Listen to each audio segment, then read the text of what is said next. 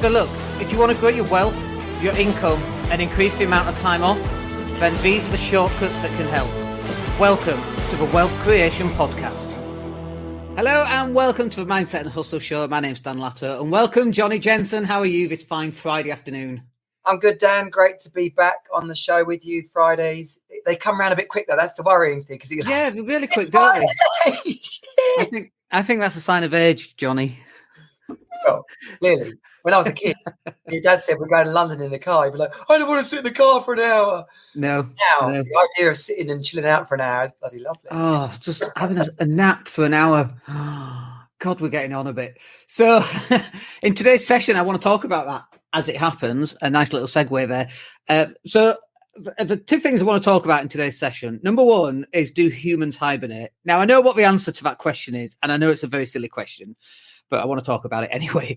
And then second of all, I want to kind of to do with the same thing, but it's about coming out of a slump. And so let me put some context around this. So as we're getting towards Christmas, obviously you get towards Christmas and you peak, don't you? And then you come down out of Christmas. And so as you're heading towards Christmas, the nights get darker. And as a species, humans, we fatten up for Christmas. That's, we grow beards and we put weight on. And me losing weight in December is incredibly difficult.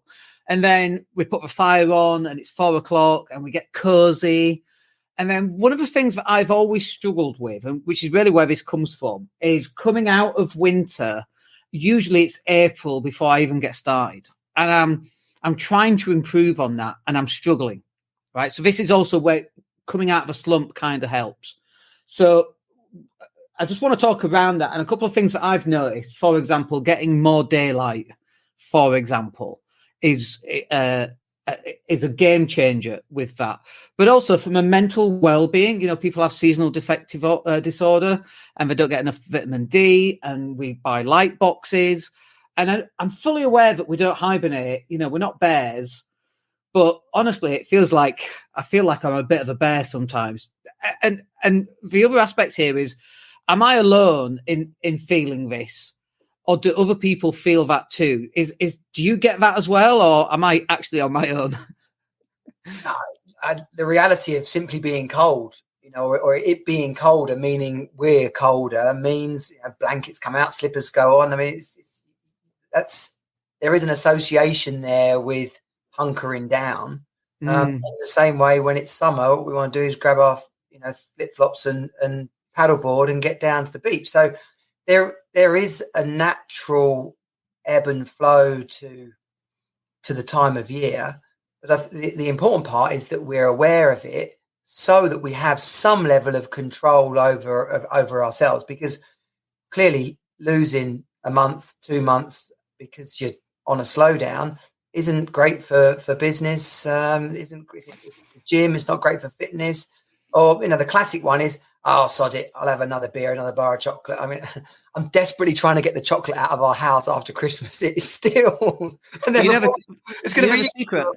The secret to that, Johnny, is you just eat it and it's gone. I know. My boy is ploughing through it, trust me. But then what happens is you eat it, so it's gone, and then you go, oh, we're almost out of chocolate, we'll go buy some more. That's where the habit kicks in, totally, right? Absolutely. But I think having some pattern interruptions in there to recognise, okay, I am feeling hibernatory. I think that's a word. True word. True word. Is it? Okay. And just recognising that. So then going, okay, maybe I do need one of those Philips light boxes. Maybe I do need to open up the curtains, because I work from my lounge. I've got a corner in the lounge and all the curtains are closed. I've actually just opened them, and we've got shutters because it's cold here in Spain. It's relative. It's like 12 degrees. I know you guys are freezing your nuts off. But letting more light in has definitely helped. Getting up and going to CrossFit. I mean, I went to CrossFit yesterday. It was 8 o'clock. It was still dark. At 8:30, it was still dark. Which I find really difficult. Normally, I love summer. I love it. It's 34 degrees and it's 9 a.m. and you're sweating and you've not even left the house yet. And it's so hot. I mean, you work out, and I absolutely love that. And I just find it really difficult to actually get started again. I'm like one of those cars. You must have had a car like this where you turn the engine off and it doesn't start again. Right? Like we've all had those cars. Again, maybe it's just me, but cheapskate Dan. But I can't get the car started again. So do you feel that going into spring?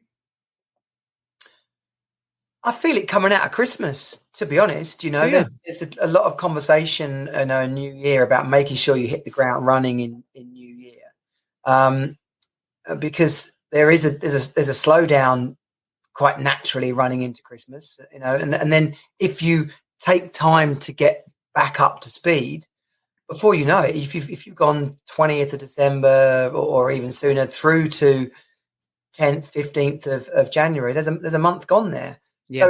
So for me, this topic, like pretty much any topic around mindset, is a level of awareness.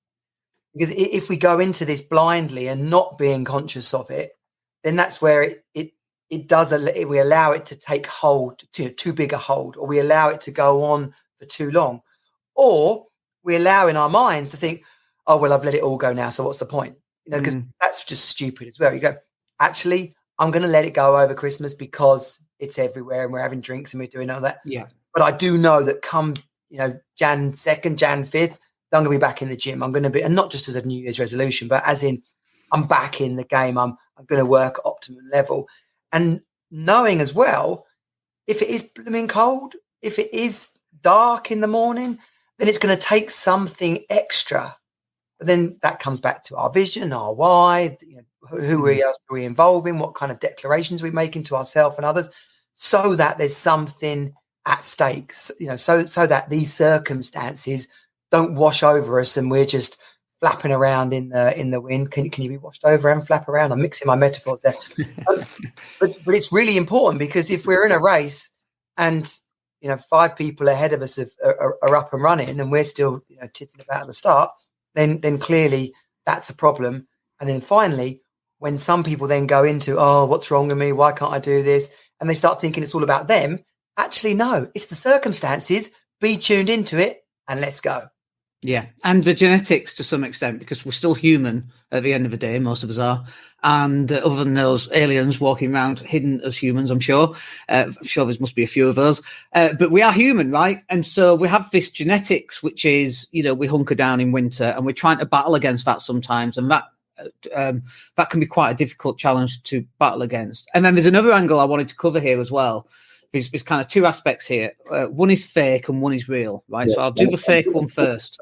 Yeah. So the fake one, for example, is as a digital marketing agency owner, I've got content going out all the time, right? So like this, we'll pull out the little short videos, we'll schedule those. We've got short videos going out until, I don't know, like March or April, right? So that's the fake side of things, because I've already done that work and we're already pushing out content. So it looks on the outside like, oh, Dan's not hit a slump at all. Dan's putting out the same amount of content as he always does. But it's fake because I've already done that content. Behind the scenes, I might be hunkered down under my duvet watching Netflix, Monday through Friday for the whole of January. But most people wouldn't know that. Yeah. But the second angle is the true angle, which is me standing up and being me and going live, like this is a live stream, for example, and going live every day. And actually, we are trying to do that. And we have actually done quite well this week and last week in putting that content out. But it still comes back down to the person and what they're going through mentally. Like, is everybody else back at work? Because that helps. Because if everyone else is back at work, oh, shit, I need to be back at work. Otherwise, that makes me the odd one out. So I need to get back on track. And even that's weird, because I'm not like everybody else. I'm either leading the pack or I'm creating my own pack. I don't tend to lead other people's packs. But then is that hypocritical? Because I've just said that actually I'm looking at what other people are doing. Well, they're back at work. I better pull my socks up and get moving. So I just find that really interesting as well. I don't know if you've got any comments about that. There's always both a danger, a risk and a positive of looking at others and comparing to others. If we compare too much, then our motivations are all about other people and some kind of coming from some kind of concern or pressure. Having said that, looking at other people who are successfully doing something that we want to do or have achieved something that we're looking to achieve, well, that simply makes sense. That's modeling, and we should do that. So again, comes back down to this conscious awareness. If it's frantic, that's never going to help. If it's calculated and structured, then we'd be mad not to do that. Yeah. So in terms of my work with High Value Man program and the men that are inside that, for example, we just kicked off the one thing challenge, right? And we do this a couple of times a year, and you've got to give up one thing for 4 weeks. It's kind of a piece of piss, right? We're not talking about crack addicts, right? We're talking about bread, coffee, cans of Red Bull. Like there's something like that people like having, and they're going to give it up for 4 weeks. Yeah. When you've done that, and I do that regularly, almost just for kicks, really. If I'm drinking coffee, I'm like, oh, my head is just weird. I know it's caffeine. I'm not doing that. Bread, I kind of get a bit habitual about bread. It sort of starts slow. And the next thing I know, I'm fruit toast at breakfast, sandwich at lunch, all the packages I'm making dinner, I'll buy a French stick. And I go, this is madness. I'm absolutely scoffing bread at the moment. So I just go, right, I'm cutting that out. And you notice what it takes over those first 10. And if it's something you've never really played with before, it could be the first 3 weeks, but you just like fighting through, like, why am I thinking about bread? Why am I staring at Costa Coffee as I drive past it? It's breaking that association and coming out on the other side knowing that actually we've got control over that thing. So This is no different, really. It's winter. Am I on a bit of a go slow? Could be. What am I going to do about it? What's the impact? What am I going to do about it? Right, okay, I've got this. And when we live from that place, like, I know what's going on and I've got this, there is a peace about it. So we can calmly crack on. We can think, well, what's it going to take to make these videos over this period of time? You've put your team around you. You put a plan in place. There's conscious activity there to counter the effect, which is very different than panicking or not having a clue. And it's really interesting because in every conversation that we've had, I think we're on like number 5 or 6 of these that we've done. And in every conversation that we've had, it's for conscious awareness and then from being consciously aware of what's happening, making a conscious decision to change the result through the actions that we take. And as we grow up as people through the school system in particular, I think, probably from our parents as well, but I kind of feel like we're told or we feel that life happens to us and we should just accept that. And yeah, you might be able to improve little negligible bits, but, you can't control everything, Dan. I can hear it in my voice. You can't control it, my parents, you can't control everything. And I'm like, fuck that. I can control everything, as near as damn it. For example, this upsets a lot of people, but I don't vote, for example, because I don't vote because my vote is equal to a crackhead's vote. So it just cancels each other out, right? So what's the point? And somebody else on Twitter just this week said, but if you vote, you have a voice, you can make a difference. I'm like, no, you can't make a difference. But as a business owner, I can go, okay, let's launch a brand new product tomorrow. It's £1,000. Let's go out and find 30 clients, £1,000 a month, 30 grand a month. That's life-changing money for everybody, unless you're Prince William. Poor Prince William's obviously off work at the moment, isn't he? I don't know how he's coping with his 3 kids and his 18 nannies and his 28 butlers. Poor bastard. So sorry, Johnny. I think you like the Royals, don't you? So, so it's like you can have a conscious decision to make these changes. And I'm not saying that you can make 30 grand a month, £1,000, 30 clients, but it's as easy as that. But why? What if it was? What if we could make that conscious decision? Then if you're in this, hibernatory, you feel like you're in a slump, but then you've got this opportunity to do that. I guarantee that if you knew you could do that in 30 days, you wouldn't be in that slump. And again, that comes down to being consciously aware of where you are, knowing what your why is, for this life-changing money potentially, and then making the conscious decisions to take these actions that will get you to this point. Very interesting, I find. In every conversation we have, it's always about being consciously aware, and I don't think that most people are consciously aware. They just meander through life and life hits them up. The scary thing about this, right, is that before people, and this could be the media, let alone individuals, right, before we get to a question such as, what's the value in that? Like, that's interesting. What could that do for me?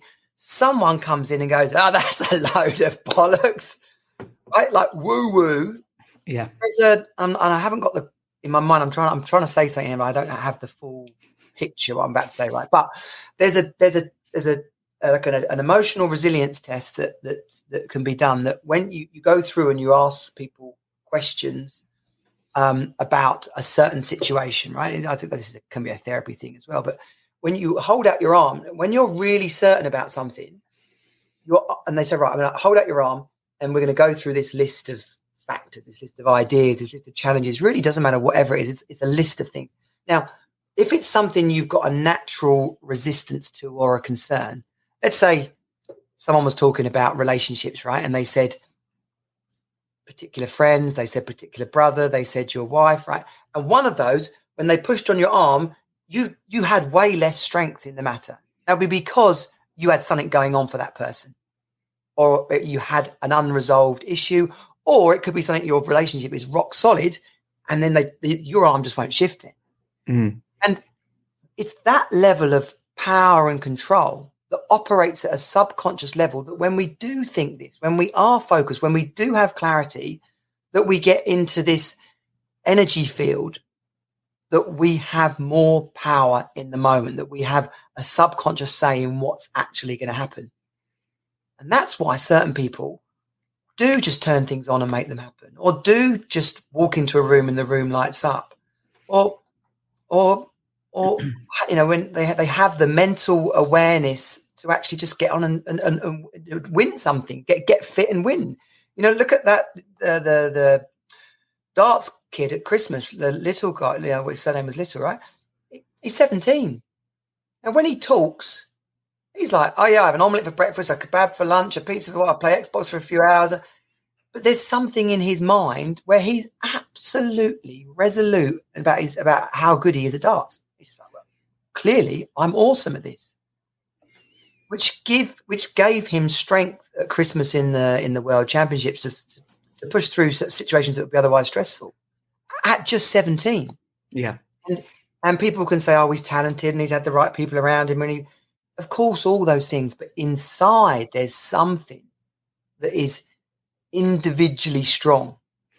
And I also think that people imagine that someone like that, and they say, oh yeah, but he's just really strong-willed. And who's the guy, the singer? I bloody hate his songs these days. They get played all the time. Lewis, and he played at Glastonbury. Oh no, Lewis Capaldi. Lewis, it's Tourette's kicked in. Awful music. I'm sure people love it. I can't cope with it. It just goes around. Green, is that green grass? Yeah. No, get out of my brain. It's Alexa Next every single time it comes on. It has to be said. But I think people seem to think that you're just born with this level of confidence. And it's like, if you actually could look under the hood, flip top head, have a look inside, you'd realize that actually most people have no idea what they're doing. They're just pretending that they know what they're doing without actually knowing what they're doing. Everything's a best guess, based on experience sometimes, based on education sometimes. And it's like, well, if you think about that, if you're not confident walking into a room, there's two reasons why you're not confident. One is education, one is experience, right? It's where confidence comes from. So you might read a book on how to walk into a room. Now you're educated, but you've not walked into enough rooms yet, i.e. you're not experienced enough. You do those two things, you walk into enough rooms, having read enough books, you'd be confident as you like. You've got so many different angles to go down.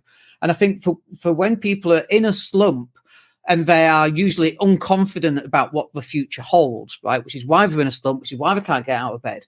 And it's like, well, first up, you can design how you want the future to look.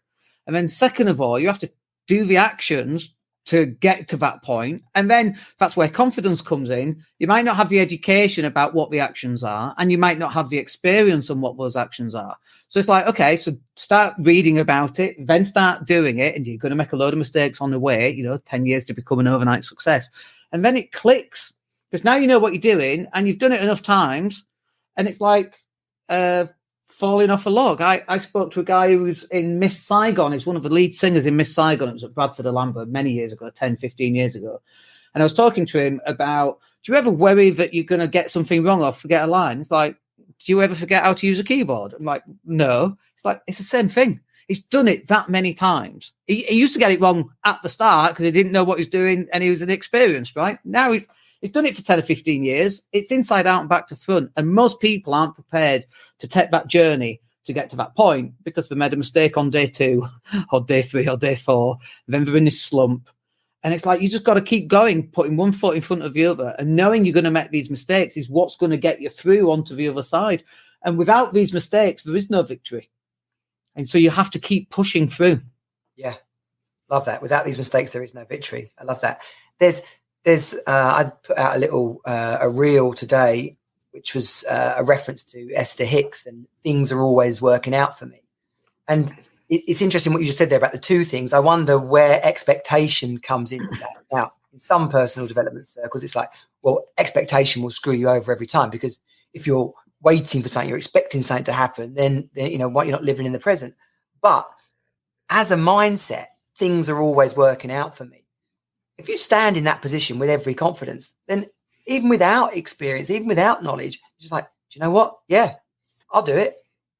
And which does lean into that, the journey and what you gain from the experience, whether it goes well or not. I don't know what the outcome's going to be, but I'm damn sure I'm going to give it my best, and I'm damn sure it's going to be worth it because things are always working out for me. What's interesting is in NLP and goal setting, and I remember doing this with my wife, for example. So it was, you put yourself into the future. Let's say it's 5 years into the future, and you're walking on the beach hand in hand with a beautiful woman. And in my mind, I knew what she looked like. I knew how old she was. I knew what she did for a living. I knew what her values were. And then you put yourself into that moment, and you can smell the sea, and you can feel the sand between between your toes, and the cold water washing up, and you can hear not seagulls, but you can hear the birds going over and the palm trees, and you can hear the palm trees swaying, so as though you're really there in that moment. And this is one of the really big things in NLP, is that a memory happens in the past. This is just a future memory of something that hasn't happened yet. And I'll say that again because it's a bit of a head mess up, right? It's a future memory. It just hasn't happened yet. But that memory is one of many memories that hasn't happened yet. It's up to you to choose which one you want to happen. And then these are the steps. So in 5 years' time, as you're looking back at now, you look at all the things that you had to do that would get you to that point. And then you just go do those things. And then you're like, oh, okay. So now you're actually looking back as though you're 5 years in the future at now. And you go, oh, okay, so I do need to get up and out of bed. And I do need to turn Netflix off. And I do need to open up the curtains and go to CrossFit and laugh and dance and do all these things, you know, because I always, when I cook, I dance in the kitchen. I think we talked about that last week, didn't we? And it's so important. And these are the things. But people go, oh, well, I don't know if it'll work. Oh, so you should do nothing, right? Because if it doesn't work, that's a much better idea than trying all this stuff and having it maybe work. You're much better off not working. That's sarcasm, by the way, for people listening. And so I find that really interesting, the memory that hasn't happened yet. And if you picture that clearly enough and put yourself into that situation, then it becomes real to you and you're much more inspired and motivated to actually go and do those actions. Yeah. And Dr. Joe Dispenza, he's put a lot, and he's not just the only one, right? But there's a lot of money and energy going into the science of this at the moment about the, quantum mechanics and actually what energy our thoughts create. But even before you get to that, if we stretch that conversation out and sort of imagine people slowing down time and looking at what they're actually doing, if in your mind, a bit like Spider-Man and the multiverse, right? If in your mind you've got 4 different outcomes, one really amazing, one really crap, right, full of doubt and concern. You don't have to be a scientist or a neuroscientist to understand or grasp the idea that if you focus on the bad outcome, the thing that you're most worried about, more than you focus on this insanely positive result that's going to transform your life, it should go without saying that whether you mean it or not, you're going to head towards the thing that you think about most. And that, for me, that's just obvious. Like if you hit a golf ball or kick a ball or throw a ball, unless you're flipping awesome at that sport and you can do like a no look, it's going to go the direction you look. It's that basic. And interestingly, the self-talk that goes alongside that. So if you go, well, this is the outcome that I want, but I probably won't get it. out of those 4 paths, which path do you think that's going to put you on? Well, it's going to put you on the negative one. And it's like, well, if you change that to, oh, well, I'm probably not going to make it, I'm not good enough. And then it's like, oh, no, screw that. Do you know what, Johnny? I am fucking amazing. Of course I'm good enough. I played basketball and this kid came up to me and he went, you think you're really good, don't you? I'm like, of course I do, motherfucker, Of course I do. And I went and kicked his ass. And then I told him afterwards, that's how good I am. That's where we should be and that's how we should position ourselves. And that's not to be cocky. And I know that was cocky, right? And it's not to be doing it in a cocky manner. But like, someone's got to be you. You might as well be the best version of you rather than a shitty version of you. Because the shitty version of you sucks, right?